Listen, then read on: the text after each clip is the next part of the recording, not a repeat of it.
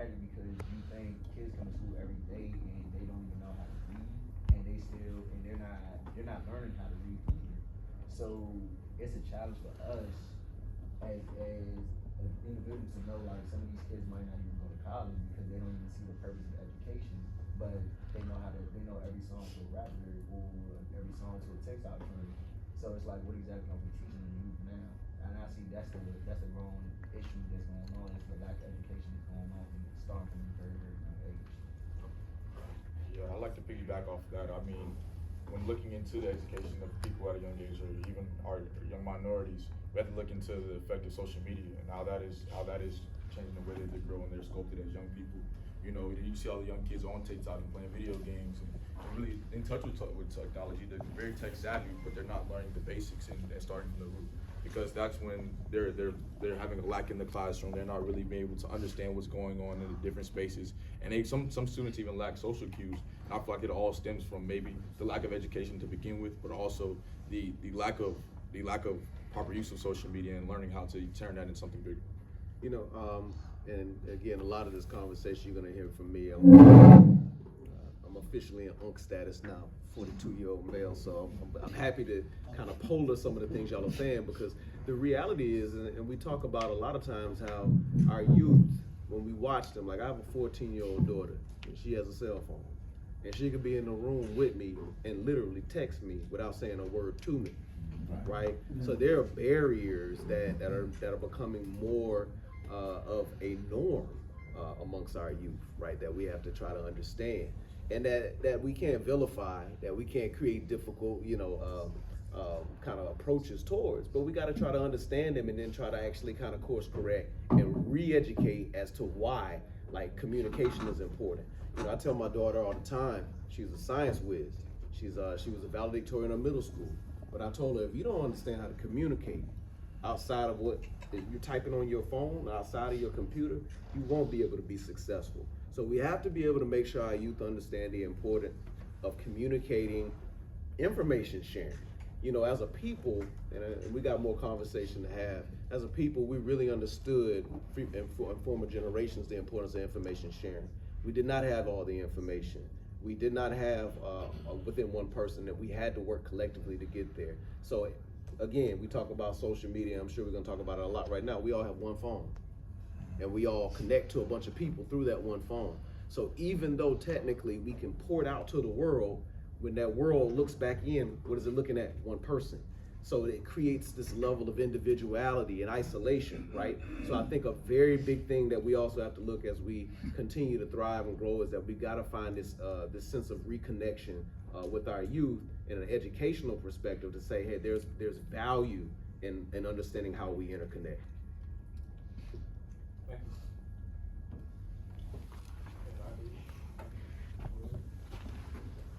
I'll say yes, technology is a big problem, especially among young children.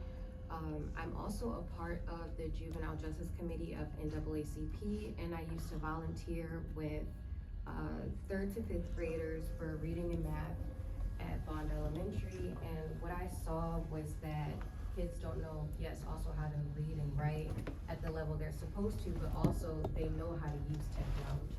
And their communication skills are not progressing, and that's where, like, we have different behaviors coming in. And currently AI is like rapidly growing, so that's becoming a problem too. And I say the biggest thing is just learning how to connect with kids more. Also, like, not just teaching them, but learning how they, like, their thoughts, how they're trying to communicate to you, so that you can learn how to effectively help them learn what they need to know.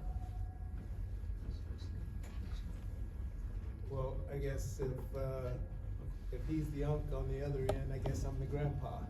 Since I just recently turned 60, so I think it goes back a little bit.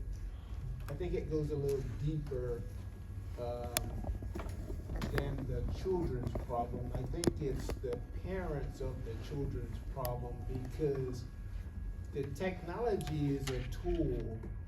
However, we use the tool for the wrong purpose. We're using the tool to raise our children, to occupy our children. So they're kind of free to do whatever they want as long as they're leaving me alone, right? So, you know, we end up seeing children on sites that they shouldn't be on, getting exposed to TikTok and different things on Instagram and other stuff like that, Facebook or whatever, that they shouldn't be exposed to at ages that they definitely don't need to be. And I think that goes back to a problem of the 40, well, I'm gonna say even maybe the 50 age group and younger that have children, because they're busy, and I get it, we have these newfangled tools and gadgets and stuff, and it helps to keep the kids occupied, but you know, when I was growing up, we didn't have those things, period. So what kept us occupied was go outside for an hour or two, and you play outside, you make friends, you learn about each other, etc. You didn't even stay in front of the TV very long.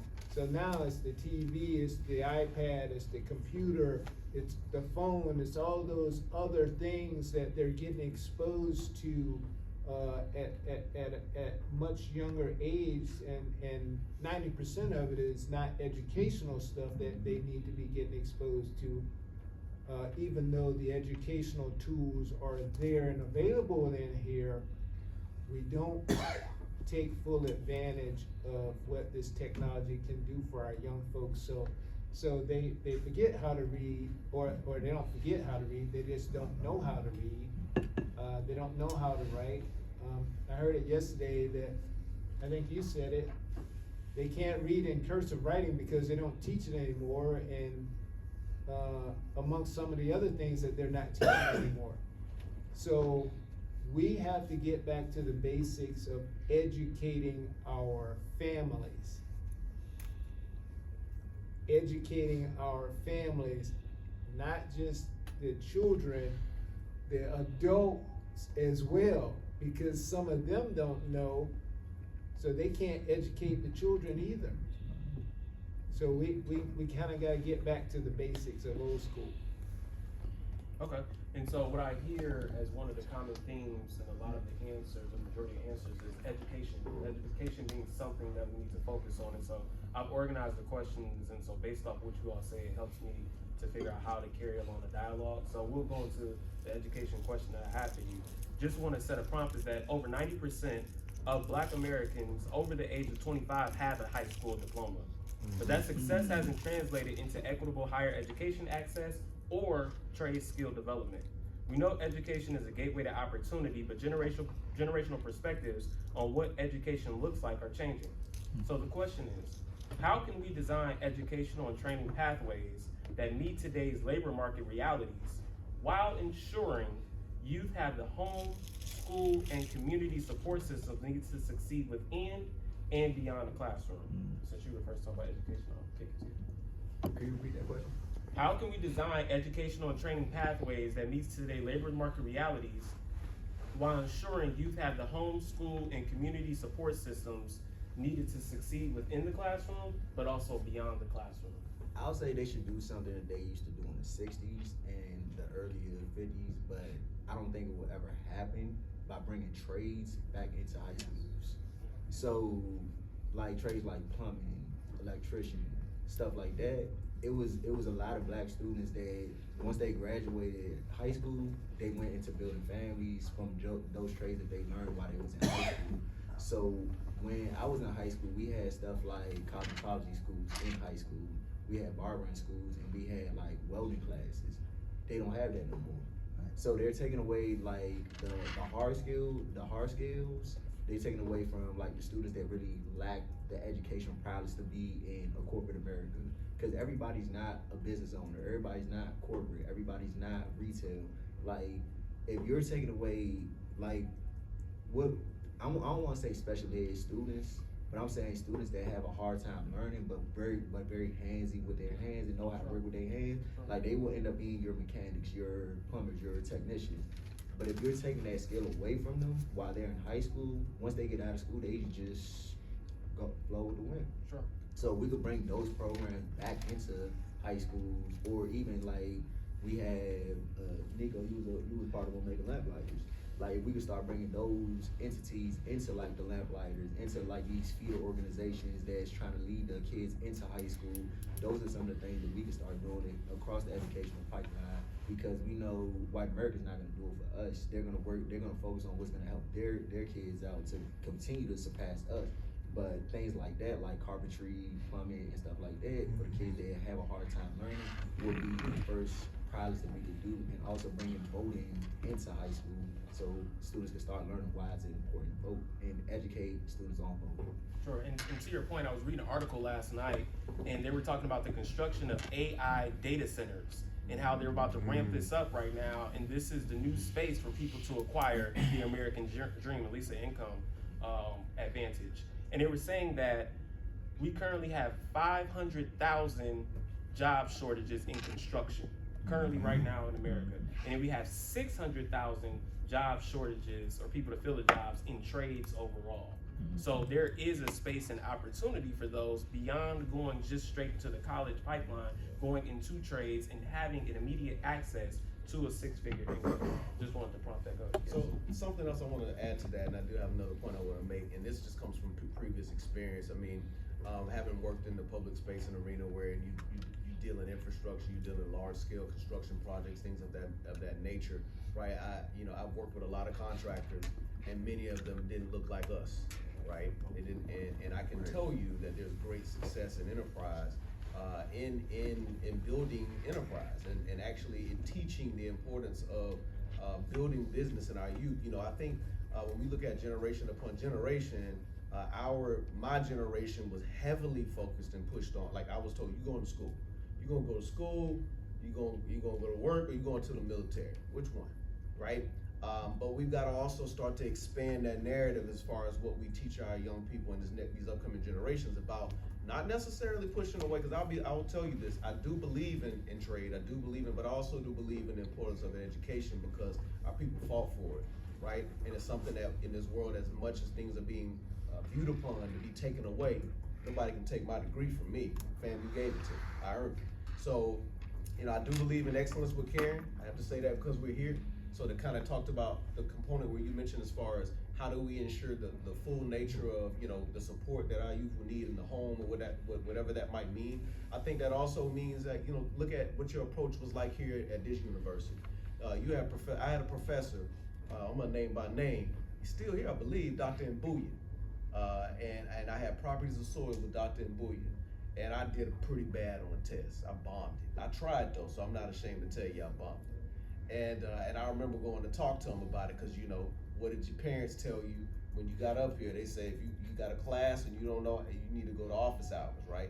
Side note, if you're not going to office hours, you're missing out. You gotta go to office hours, because that's where you build it. The professor's nodding his head. So, and in that session, he told me, he said, look man, you changed my life. He said, you wanna have a family? You wanna be successful in your career?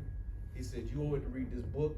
You read this book, you pass my test, you pass my test, you get a good grade, you get a good grade, you get a degree, you get a degree, you get a job, and so forth. You're gonna feed your family. And just the connection of those dots, as a 19-year-old man, a boy, just the connection of those dots helped to kind of help me see the importance of, so I do believe that as much as we can talk about enterprise, we can talk about business in the home, we can talk about the importance of continue to push education. I think we also must make sure that we have, as a people, that we understand the importance of coming together. Last thing I'll say, black enterprise, or let me just say black gross domestic product, I think at the last time it was evaluated, was like $1.98 billion, right? So we're not the same economic engine as the people that we were 50 years ago. So we kind of need to look at it that way. I think sometimes we're still trying to figure out where we're going and what we've got, and we have this mindset that we just arrived. 1964 was just around the corner. So we did just arrive, but at the end of the day, we haven't. And the little bit that we are having, we need to figure out how we can start to press that together so that we can have more. And we just have to we have to look at that number and figure out how we can do more with what we do have, and not think that we still have the less that we did have. Right, thank you. Anybody else wanna jump in on that? I wanted to jump in, just thinking about a better way or a better society as far as the classroom goes, right? I believe that the classroom that we're in right now is really plaguing us. Like the schools that we go to is not a real example of the real world.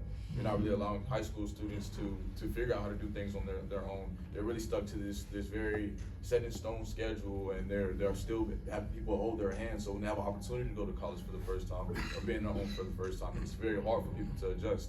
And I feel like that is what needs to be studied, that the exact structure that we're in the classroom. Over the past summer, I interned with the mayor of Compton in Compton, California. And they're working on initiatives where all students are graduating with their AA degree. Now, it may seem very crazy and it may seem like it costs a lot of money, but that changes the entire game. You know, imagine high school students coming out already college degreed and they don't even want to go to college. You know, they can go get into their trade, but it's all the matter of having that information already. In high school, I graduated with a 4.6 GPA.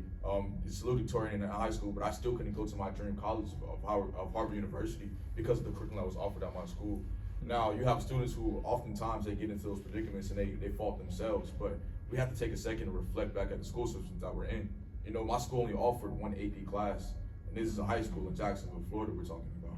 You know, so I feel like the bigger problem is looking back at the curriculum and looking back at what is being taught in classes and how they're delivering it to the students, because at the end of the day, a student could be 18, 19, 20 years old, but that still doesn't make them an adult. You know what I'm saying? There still has to be some type of guidance or leading into those spaces. So this kind of prompts me to ask a question.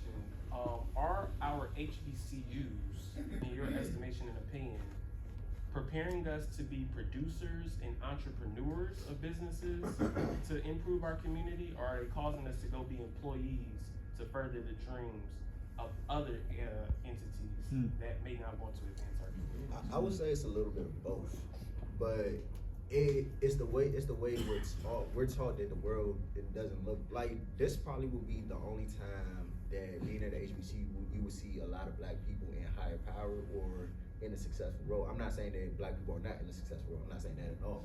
But you're not gonna walk around campus and the entire SGA is black at a PWI. It could happen, but it's not guaranteed. You're not gonna walk around campus and you're just seeing black students, black students, black students, black students. You're not gonna see that in the real world every time. You're gonna be surrounded by white people, especially if you wanna go to places of like corporate world. HBCUs teaches how to code switch a lot. And you could be one way around your friends, but it's another way you gotta act when you in a classroom, when you in a corporate space. Like when I did an internship with Ramada down in DC, it was two of us that was black in that space, and the rest of the people was white. The way they looked at black people in the train station was totally different than the way we looked at black people in the train station. And you're not getting that level of knowledge if you don't go to a HBCU, especially if you come from a predominantly all white school in high school. So you're gonna still focus on the things that people are telling you about a HBCU versus the things that you learn on your own by going to a HBCU. Yes, I'll also say I noticed how they, especially FAMU, does instill professionalism. I think everyone has to take intro to professional development. I took it my first semester of being here. But also I'm in the Legal Scholars Program, so they also try to give us opportunities as much as possible in the Tallahassee. Now, the problem right now is that internships are unpaid, but it's like still opportunities that are coming in. So they try to tell us how to be professional, how to manage those roles. They teach us about leadership, things like that. But also to the original question, I wanted to say that there should be more financial literacy and adulting 101, like teaching people how to, invest, learn about how to do their taxes, how to live on their own, have like an apartment. I see a lot on campus that people are moving off campus, they're like second or third year, and you are paying rent as you are a college student. So they have to learn how to manage that, how to manage their time getting a job and staying on top of their grades. So, I say definitely we need more help with that. because like it's happening like a lot and a lot of people aren't prepared. Okay, now you actually looking at my notes too, so we gonna keep rolling on that, because the next is building wealth and financial literacy. So with that, I'll let you continue on. Now, what role do you think that each generation can play in promoting financial literacy and creating long-term wealth in the Black community? And feel free, if you need to talk to the older generation, tell them what they could have done better, and, you know. I'll jump in. I'm gonna let her, You got it here? she already started on it. Go ahead. And I got you, Nick. I'd say that both, like older generations and newer generations need to come together to build, you know, financial wealth and generational wealth, as well as like talking about wills and trusts, and maybe like teaching, you know, people how to like invest for the future, so that if you're, say like your grandparents, you know, you're taking care of them now, after, you know, they may pass, they also may have like a will, they'll take care of you, and you have to take care of your children, and so on and so on. So, you know, we both need to learn from each other on how to, you know, build generational wealth for like the newer generations as well. As I mentioned earlier, I was talking about, you know, just statistics with regard to Black economics and what our general providers as consumers in this country, what that label is at $1.9 billion. That means we're consuming. I think we got to get back to the space of producing. You know, we got to get back to the space of producing, right? And that is how you also can recapture some of that wealth. I think we've also got to be, I said this already, information sharers. It is very easy for us to kind of be in a position in the space to kind of have answers, but only for us, and keep it for us. But we can't afford to be in that position as a people. Our forefathers, and they knew that, but all of a sudden, I think when, you know, we raise our children, my grandchildren, I'm sure, will probably have a whole lot better of a life than I did. So it's easy to just kind of wake up and just live as an individual. But the reality is, there's a lot of work that got put in for us to be here where we are today. So information sharing is important. And the last thing I'll say, and I think this is really critical, is that, you know, we got to give ourselves some grace. And I kind of intimated this earlier. You know, generational wealth is critical, it's important, but like I said, we're 60 years or so past 1964, my math is bad, I didn't go to school for math, but, you know, we are still, you know, just a stepstone away from our forefathers being the currency, and now we're trying to get to it. So, you know, the reality is that, you know, we've got to be very smart about our dollar, we've got to be wise about it. I educate my children all the time about the importance of what you do with a dollar and how far it goes.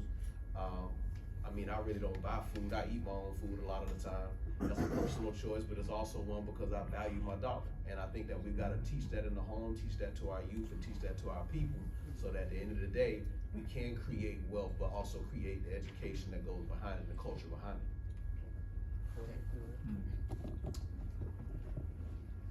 Wow, where do I start? I want to go back and talk about the importance of the vocational piece real quick. It is very important. Not every student, not every child is going to go to college. That's just a fact. However, we need to get back to putting those things back in the high schools that prepare them to be able to walk out the door with that high school diploma and be able to walk into something that's beneficial and productive for their life and their families, rather than the get-rich-quick scheme. Or you know, I hear, you know, being in Jacksonville area, we hear a lot of our young men talk about, I'm gonna go be a longshoreman. First thing they say, I'm gonna go be a merchant seaman. There's a whole lot to that, right? There's a whole lot to that piece that they really don't understand that goes into it. And it's simply that they're not educated on it. We do need to get the trades back into the high schools and make that an option for those who don't want to go to college.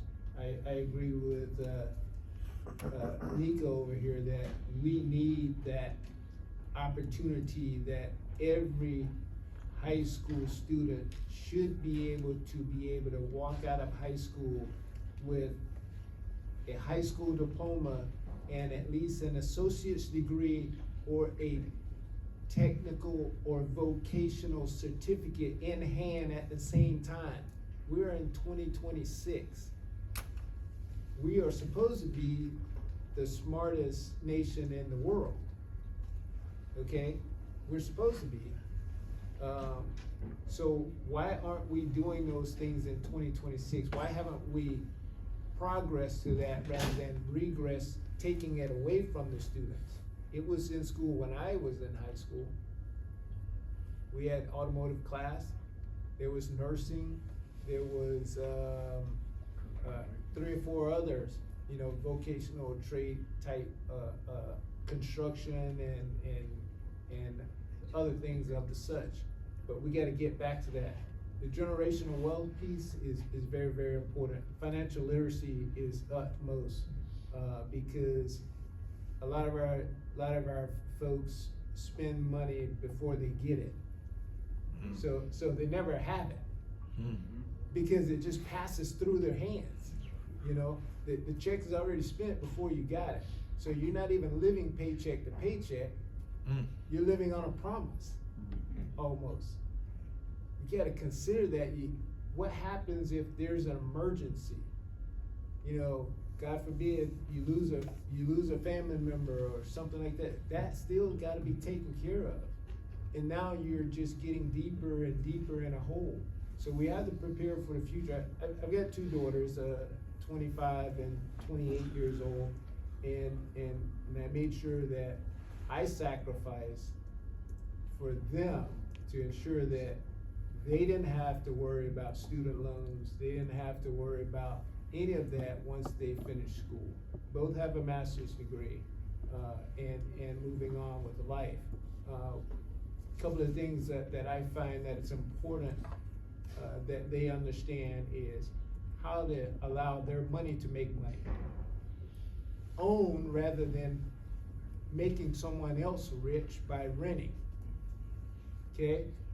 If you're an owner, you control your own destiny. People can't tell you what to do with yours. Yeah, I learned that from my grandfather, who was a sharecropper. Okay, my grandfather he took care of 3 generations. His mother, his sibling, and his children, and then grandchildren in that matter. I remember as a youngster, not old enough to go to school, but old enough to go with my grandfather to work every day. That taught me a lot.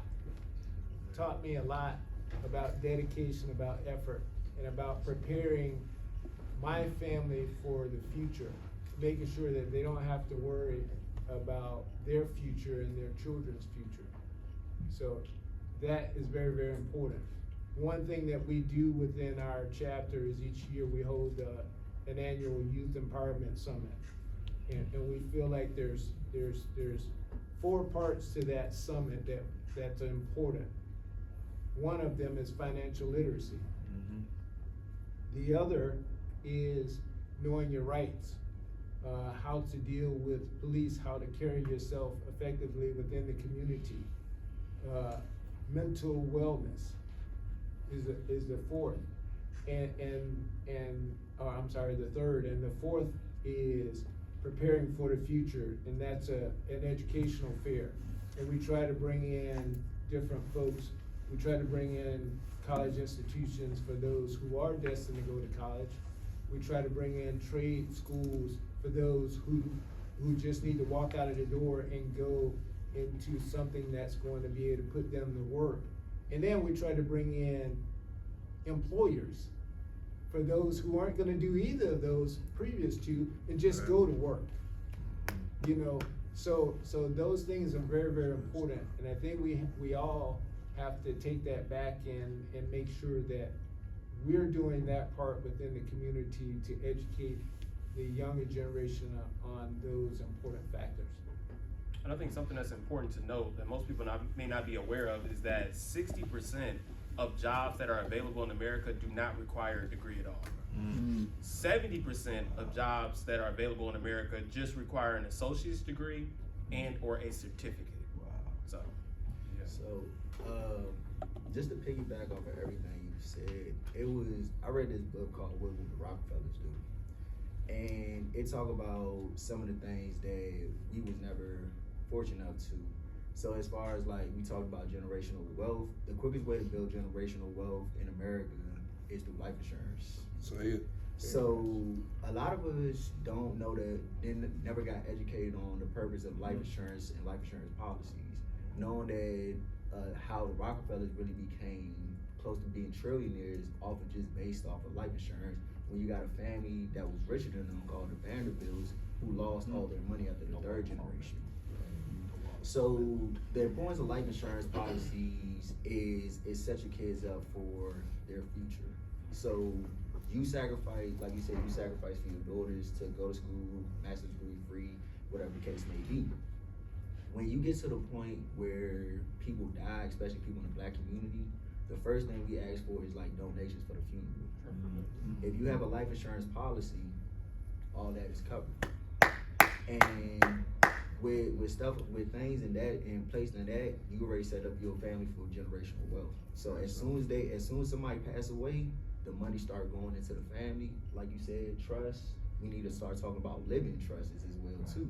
So so we could become our own bankers. Yes, sir. So by borrowing money from our life insurance policies to start funding everything that we need to fund, the same cheat code that the white folks use.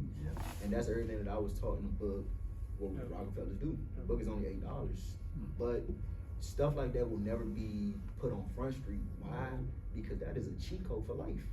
Why would, like, the entire thing about America is gatekeep everything away from Black folks. Because the moment Black people get it, guess what? I promise you, in this world today, if every single Black person in this universe get a life insurance policy, there will be no more police killers. Because the moment somebody dies, that money doubles by 10.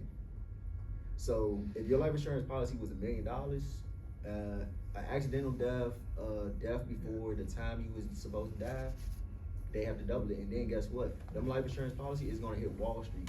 Now they gotta pay that money. Okay, now we're really gonna investigate what really happened. Why did you kill that person? So now police killings is gonna stop. Because they know you got life insurance, and they don't wanna pay that out. So they're gonna try to keep you alive as long as possible. So life insurance is the fastest way to build generational wealth. And it starts with possibly what? Anywhere from $20 to maybe $1,000 a month. And then with that, you can actually start borrowing that life insurance policy and using that money as a way for you to keep spending instead of you always worrying about paycheck to paycheck. And that way it negates everything else about borrowing money from people, becoming, what you say, we consumers. Now we can actually be the business owners, because guess what? We don't have to borrow loans from other companies. We borrow loans from ourselves, and we pay ourselves back when our time matters. That's right. So using life insurance policy is a gateway for us to actually start being successful, but we was never taught that in the Black community. And now that we know that, we should start doing that. Like my little sister, she's 12 years old, and my mom put a life insurance policy on her from the time she was 5 years old. Her college is already paid for. So when she gets out of school, I believe she's gonna come out, when she turns 18, I believe she's gonna come out with like at least $700K. Now she's set for life, she's set for everything. That's how the living trust was built. But my mama didn't even know that. She just realized like over time she was paying $20 a month, and they were just taking it out. So then she realized like, oh, now the entire family's getting a life insurance policy. So if somebody passes away, now we can afford their funeral. That's gonna cost you about $30,000 just to bury somebody. You said how much was that though? What? $8. $8. Just $8. It's on Amazon. What would the Rockefellers do? Well, you know what they say, you wanna have something from a Black man, gotta finish it. Oh, no. I'm not gonna lie, Ephesians took my point, yeah, I oftentimes get very excited. Even our moderator, he's one of the people that really exposed me to the idea of showing our youth like who we are as people. You know what I'm saying? Going back and doing the actual history, learning who the first educators were, learning who who the first doctors were, you know what I'm saying? Learning how important and how much work they put in for us to get to where we are today. You know, sitting looking at your cell phone all day, you don't know who made the cell phone, who are the people that actually put the software together to even allow you to be able to sit there and indulge in whatever fun you're having. You know what I'm saying? I feel like that is a root of getting us to a different place. You know, changing the perspective. You know, instead of wanting to start your own side business and learning how to do whatever it is, cut hair, go sell whatever product it is, think about like in 30 years, hey, I wanna own my own bank. In 30 years, I wanna own my own airline. 30 years, I wanna be able to own a train system or something. You know, think bigger than just what's in front of you. You know, I remember growing up with my little sister. We used to ask her, what are you gonna be when you grow up? She would say, I wanna work at McDonald's. And my mom would like literally get livid because there's so many more opportunities out there than what you see in front of you. You know, Hafiz made a great point earlier. A lot of people don't really see anything past what's in front of them. And to be honest, you don't know what you don't know. So I feel like a big part of like the bridge between the younger generation and the older generation is y'all seen it. Y'all have seen the greats of the greats, you know, and seen people come from our community and doing great things. But oftentimes it's hard for us to go on social media and see black people without having to see very deeply doing great things in our community. You know what I'm saying? Especially being young, like you only see what social media shows you.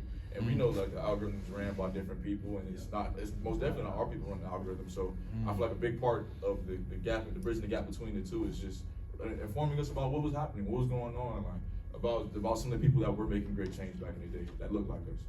And also too is the older generation needs to build that bridge back as the youth is y'all.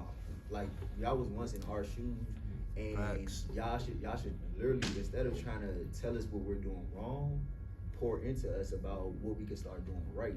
Because it will always get to saying, oh, back in my day, we would never did nothing like that. But the times have changed. So you gotta live in today's time by still explaining what you could do better from back in your time. Because it's not you could, back then you could, I'm not even gonna say that. Like from what I learned, you could live off of making minimum wage. You could have a house, you could take care of a family just off of minimum wage. We can't do that now. So what is the next step that I can do if I can't go to college, get that job that I need?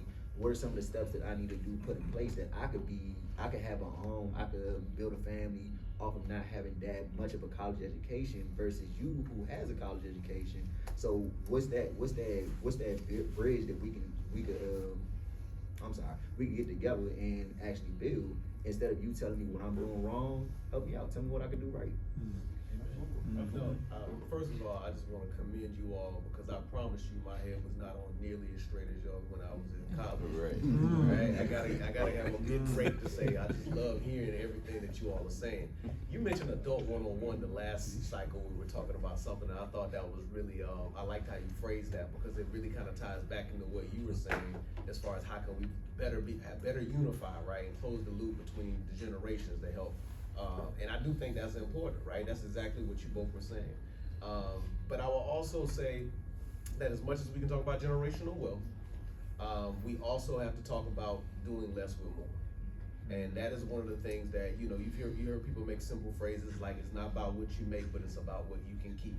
And you can't start talking about what you can build until you talk about what you manage and how you manage and how you live. Let me tell you, America is definitely becoming more increasingly expensive by the day. But sometimes we don't make it any better ourselves, and we have to be honest with ourselves about that. About whether or not we're truly assessing what the price of, how many people in this room consistently rate check their insurances with their home and their car on a regular basis to ensure that they're getting the proper rate and that they're not just paying too much.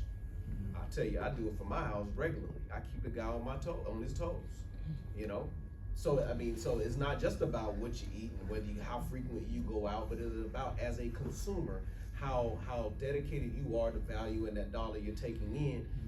And the last thing I'll say, because I'm on the unc side, he on his granddaddy side of it all. Young people, this is for you. What's the old phrase? Work while it's day. All of us have a certain day set. We don't know exactly how many are before us and how many are behind us. I know I've had plenty of behind me. So the reality is as you're working and you're getting those dollars and you're doing a big part of that generational wealth is how you manage what you get and what's coming in these moments that you mentioned. So the first check you get, say, boom, the gun just went off, right? And that's when you get a chance to practice all these things that you're hearing, right in that moment. It's not a freedom moment. It's like, ooh, finally left campus. I got money. I can live it up. That's the feeling. But I guarantee you, 10 years after that, 20 years after that, you look back, you go, man, I wonder what I would have made if I had been doing X, Y, and Z with my funds when that gun blasted and I got off the line. So, as we talk about America getting more expensive, I want to introduce what I believe is some sobering data about the state of African American homes and the U.S. household income. Just gonna read a couple of these and then I'll drop all the way down to where we are. Drop all the way down. Asian household, their U.S. household income is $111,000. Ghanaian household, they're the second highest, $84,000. White, U.S. median household income is what I'm speaking to, is $83,000. Nigerian households is $80,000. The total USA is $77,000. Before, I can keep on going down, you have Jamaican, Caribbean, Ethiopian, Haitian, Hispanic, African, south of the Sahara, and finally, we're at the bottom. Black African American U.S. household income is $53,927. I got a question. Yeah, I do too.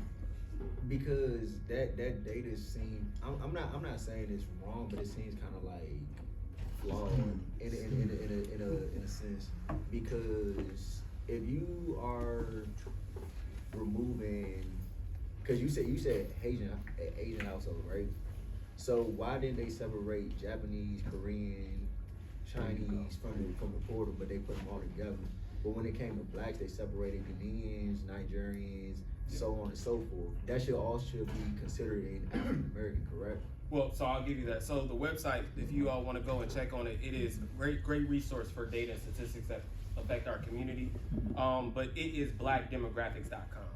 So the heightened focus is on our communities, and it gets it from the U.S. Census. So if you have another just general one, then they will separate out Asian for Japanese, Korean, but their focus was just on that. And what they're getting at is on the census, people identify themselves by those particular categories, which also leads us into another conversation about what is black. That's That type of stuff. So when I identify it, those people put Haitian or Jamaican, they do not put that they're African American. Correct. Right. And so when they're given that opportunity to separate themselves out away from that, it removes them from the African American category and allows them to have a separate category for their own where they can track that particular data. Okay. Is there something about, I'm sorry, but is there something about spending too? We got extra panelists.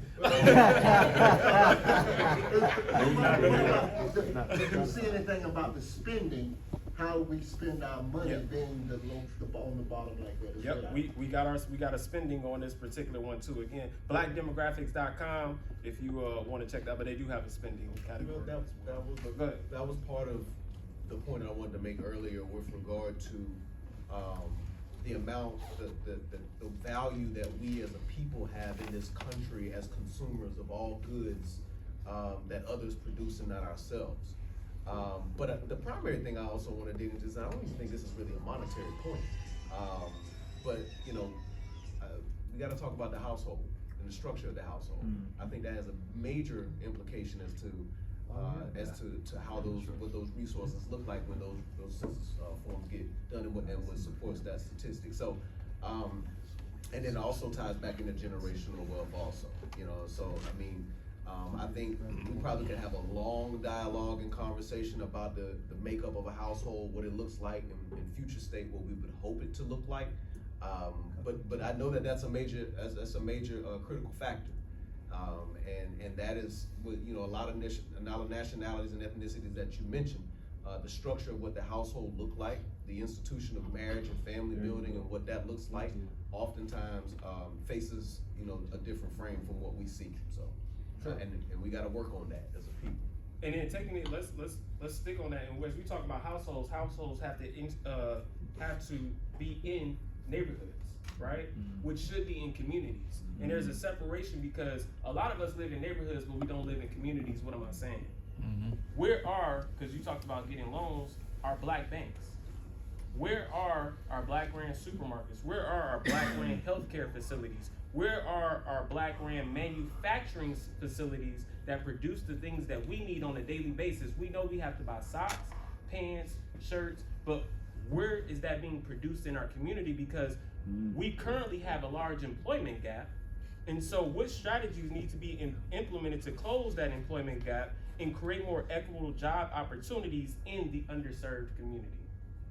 Stop taking away the resources that's in the black community already. So, all right, let me push you a little bit.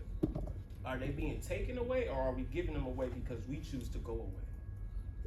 When we get money, we choose to live away from where we once were, because as you said, the 60s, in the 60s, you had the teachers, you had the doctors, you had the lawyers, you had the dentists, all living in the same community. But then when we got a chance to find out that the white man's ice is colder, we decided that we wanted to integrate and go away. Because the problem with integration is that integration was a one-way street. It wasn't them trying to come and be a part of our community, it was us trying to go to them. So, I'll let you go ahead. Well, I see like the bigger problem is the tradition of our community.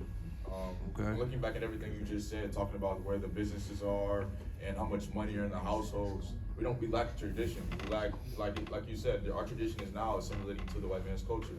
As soon as you get that dollar sign that you want, now you're moving into that nice house in the suburbs and you're leaving your community. But oftentimes when you do see those people who do stay in their community and do end up trying to build up their community, you do see a change. Although it may not be the biggest impact in the world, you are seeing differences. And oftentimes you do see times where people are not taking advantage of the resources and they could be giving it away by leaving.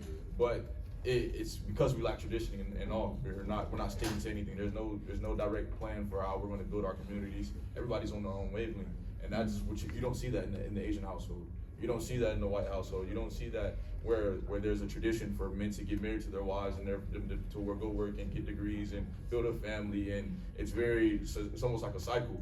Our cycle is very dysfunctional. It's very, you do whatever you want and everybody's like a dog eats dog. Nobody's really thinking outward and nobody's thinking about how they can help the next person. And I feel like that's where the problem stems from. And I also to add to what Nico just said too, as far as the community aspect, we had this weird thing that we want to make poverty look cool. And it's like if you start being successful as a black person in a black neighborhood or black community, it's like other black people want to take that away from you. So that's why when black people get some, they move out of the situation they're in, because it's like, why would I live in the trenches making 100K and knowing that this person is looking at me sideways and he wants to take what I have instead of asking me like how I can actually get that? Because like we talk about the 60s, like you had the lawyers, the doctors all live in the same community, but you didn't have other black people trying to take his things away from him just because of the lifestyle he was living. Now we have this idea of if you're black success, or no, you being black is you going through the struggle. And so it's like, if you was raised with a silver spoon, some people look at you like, you're not really black for real. You're not this for real, or you're a square. Your parents this, that, third, and it's like, why would I want my kids around that type of environment if I know people are gonna target them because of the way I raised them? You feel me? And I felt as though like that's what a lot of black people did when it started getting to like the later 70s, early 80s. And moving forward and so forth, because it's like these communities are not treating us right by us being successful. They're only praising the people that's doing bad. Like for instance, why do we celebrate people that just get out of prison, but we don't celebrate people that just graduated from college? Like it's a difference. They would throw a complete block party for somebody that just got out, and somebody that just went to college. Like, you're supposed to do that. Like, what are you doing here? Right. So that's the thing is we make poverty look cool, but we don't make being successful as a black person, if you do it the legal way, look even better. And that's why I believe people leave these communities. But yes, we should start our own communities, but we see how far that's got us, like Tulsa, Oklahoma, just by starting our own thing, like Winston-Salem, North Carolina. They're gonna burn it down. If it's too good, they're gonna burn it down.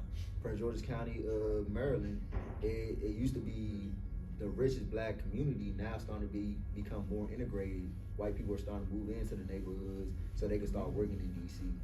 DC is not even black. It's not even Chocolate City no more. It's Napoleon City now. I see, yeah. go ahead. I'm glad you mentioned Tulsa, Oklahoma, because I was thinking along that same line. You know, back in the day, we as a people, we started when certain folk came into prominence, they saw the need to build black. Okay, so we started our own financial institutions, we started our own essential complete communities. And then they came in and they burned it down. They put the seeds in to destroy us, to split us apart. I've had the privilege to be able to travel all over the world and see a lot of different cultures and kind of get immersed into a lot of different cultures. I spent 8 years living in Asia, 4 of those in Japan, and 2 of those in what's probably the richest and smallest country in the world, Singapore, the financial capital of the world. Which is a melting pot of many cultures. I took the opportunity to just kind of sit back and personally study the Asian folk from every different culture of Asian. The Japanese, the Korean, the Chinese, the Filipino, the Malaysian, the Indonesian, they're all different. However, they all have a common thread. They take care of each other. They look up to each other regardless of what they have or who they are. No matter how high I am, I don't look down upon you. I try to pull you up. Right on. I served on board an aircraft carrier, forward deployed in Japan, 5,000 plus people, right? I had 4 Filipino sailors that worked for me, senior leaders that worked for me, and I watched how they took care of the most youngest Filipino sailors throughout that entire ship. How they mentored them, how they pulled them up, how they looked out for them, how they taught them what they needed to do, etc., how they disciplined them, etc., etc., etc. And in neither fashion did they, one, take any ill will against the other. No matter what the situation was, we have become a different people. If I have, some folk take offense to that because I have a little something. They feel like I'm better than they are.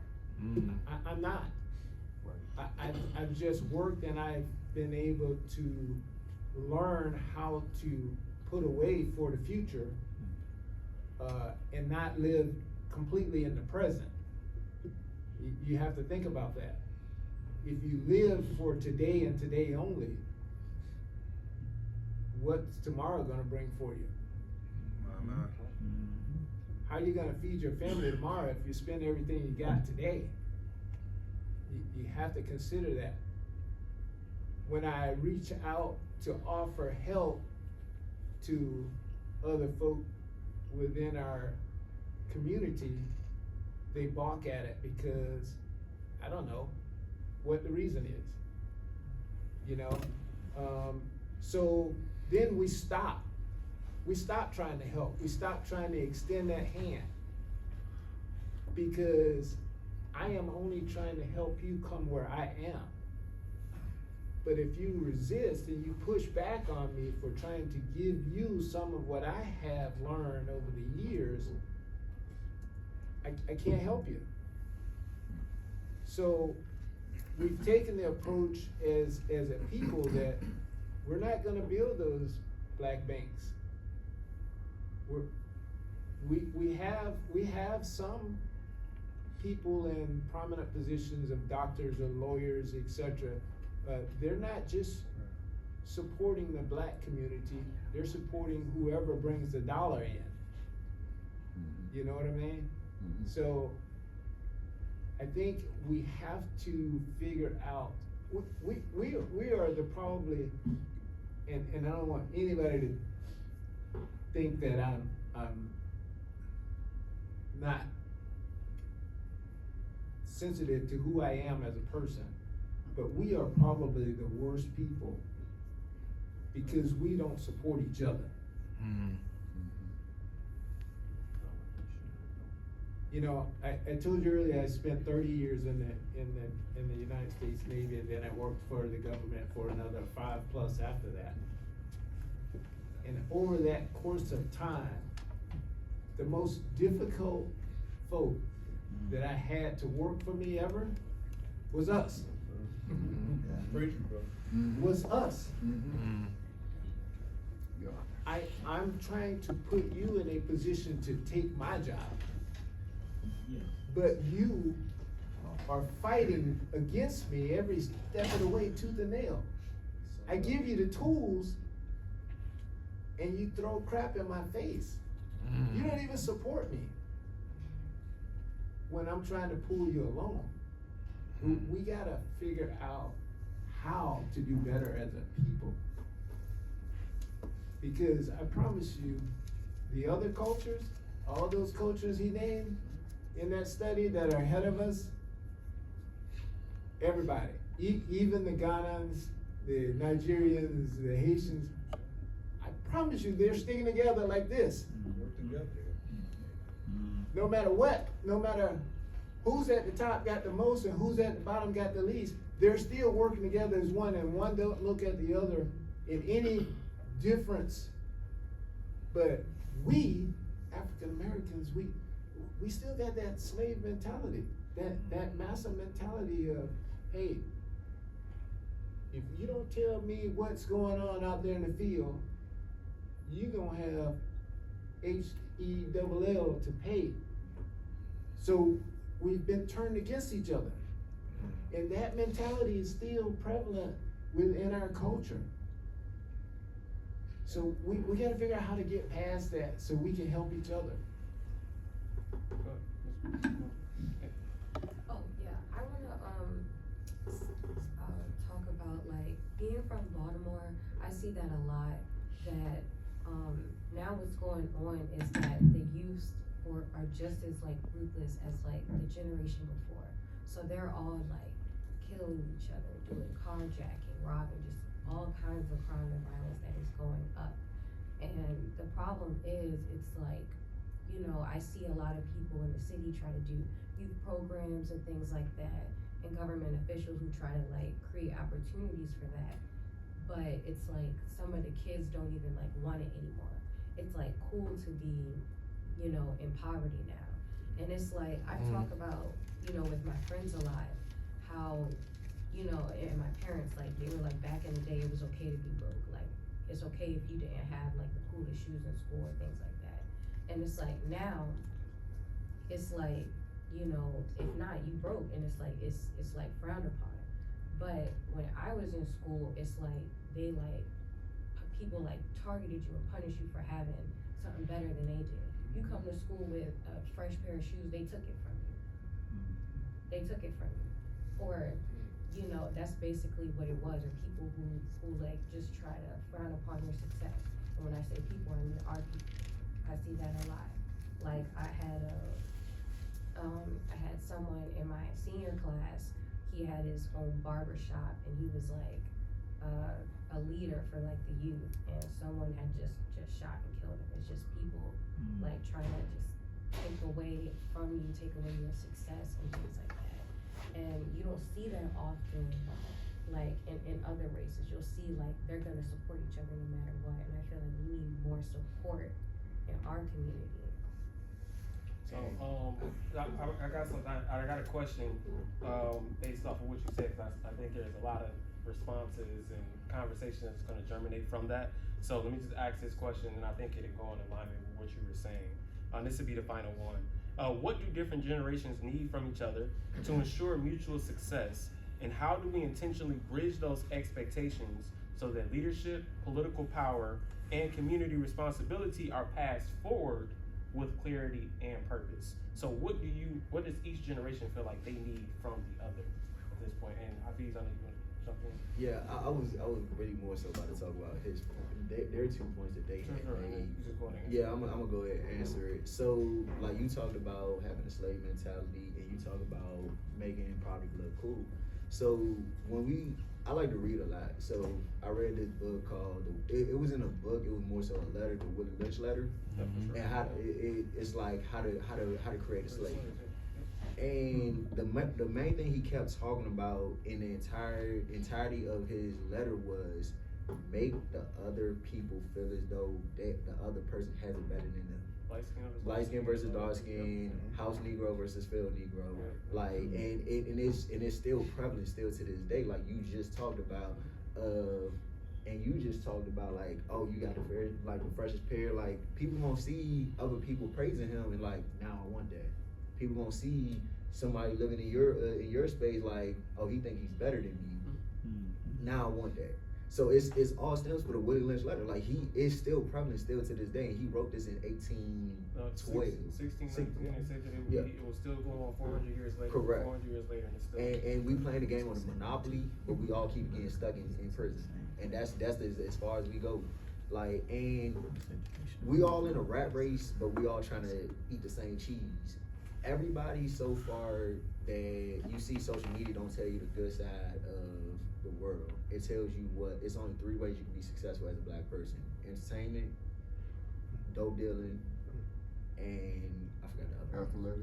Athletics. So, and that's the only. And if you notice, that's the only thing kids think that they can do. So when they go to these programs and they realize that they're not good at football, they're not good at basketball, or they can't rap, or they can't do this, they turn into the next best thing to getting money the legal way. I was a victim of that thing, because it's like once I realized like football was done for me, I started living life on the legal side. But I was able to find ways to get out of there, mostly through minimum making and these programs that she talked about.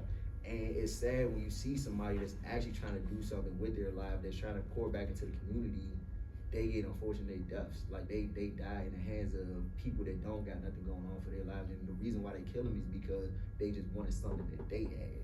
Instead of I would let me work up my way to get that, I'd rather take it from you than actually put in the hard work. Everything is about how can I get rich so quickly, so I can. I think it's more so of a stunting mentality. Like I want to stunt. I want to show y'all like I got this hood rich. Hood rich mentality is the reason why a lot of black people die. And when it going back to your second question, is we talked about it a lot. Adulting 101, like actually teaching people what it's like to be an adult the right way. What are some of the things you need to start putting in place when you turn 18, when you actually become legally an adult? And I think that's the thing that we're lacking. So it's no reason why a 12-year-old or a 13-year-old feel as though like their life is over, like this is their life just because they live in poverty, like there's no other way out. And us as, I say even like the D9 in its own, we gotta start pouring back into the communities like we were before, and start taking these kids out of their states. It's something like me being from Louisiana, I know it's a lot of people that the furthest that they've been outside of Baton Rouge is them going to New Orleans and going to Texas, but it's like, it's other places in the world that you could go to. Like, last week was my first time going to New York. I've never been to New York before, and in my big old age. And there's a lot of people that's live like that. Well, my big old age, I just went in September, so.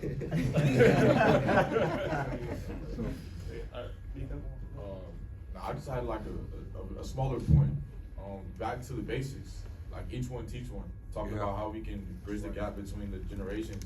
I feel like if every successful black person just grabbed a mentee or two, like it'd make a difference. Like go into these schools, find kids who are interested in the things you were interested in at the smallest like minuscule point, and like just show them how they can make a difference in the world. Because everybody wants to feel important. Everybody wants to feel like they have a purpose.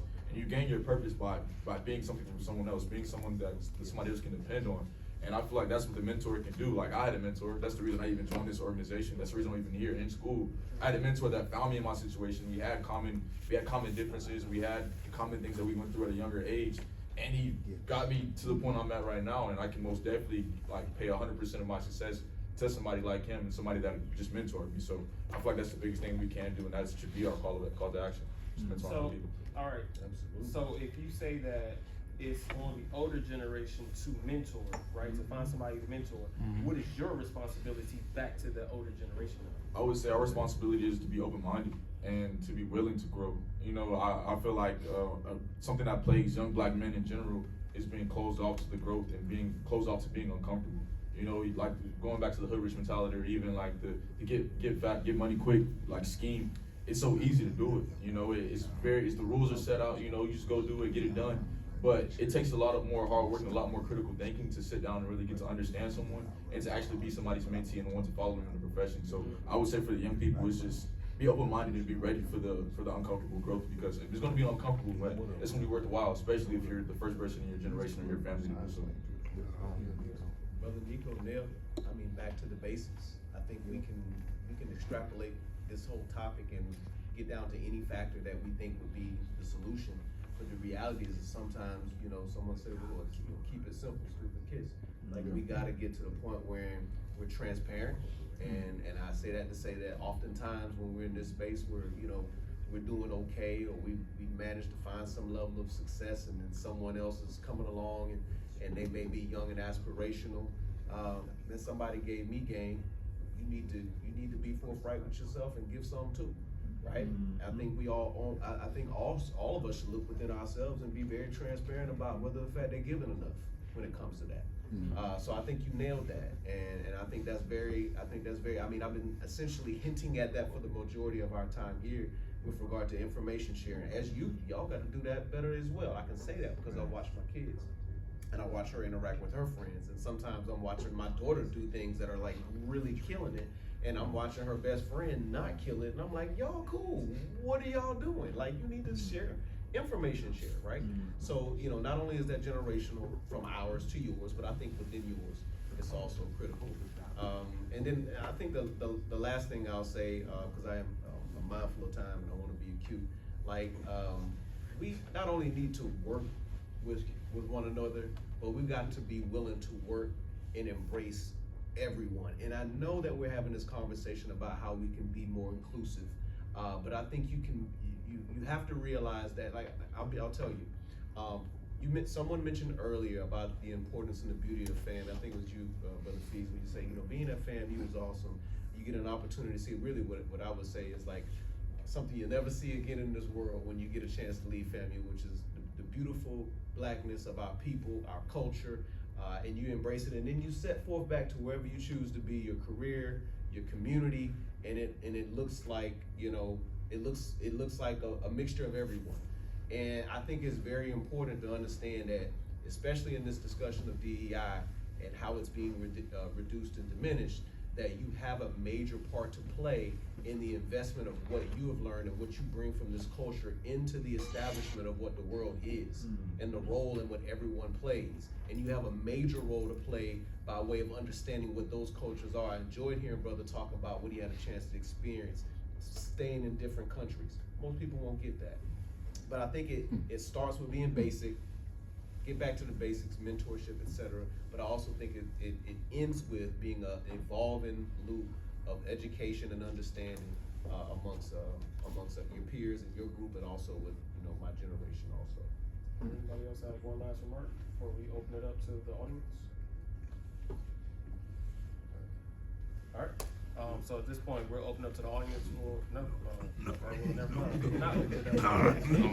All right. So at this time, what I will say is thank you to our panelists for lending your time and most importantly for lending your knowledge to the room, making this what I hope was a successful educational event.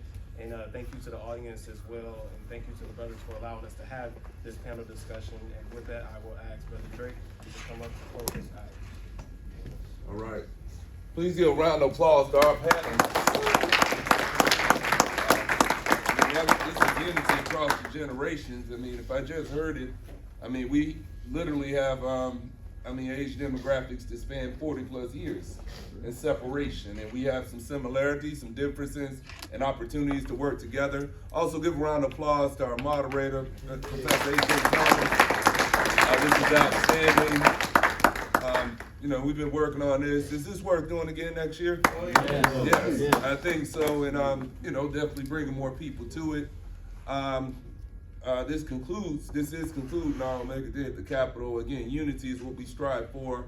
But I'd be remiss if I didn't bring forward our state president, Royal King II, to give some closing remarks as we part.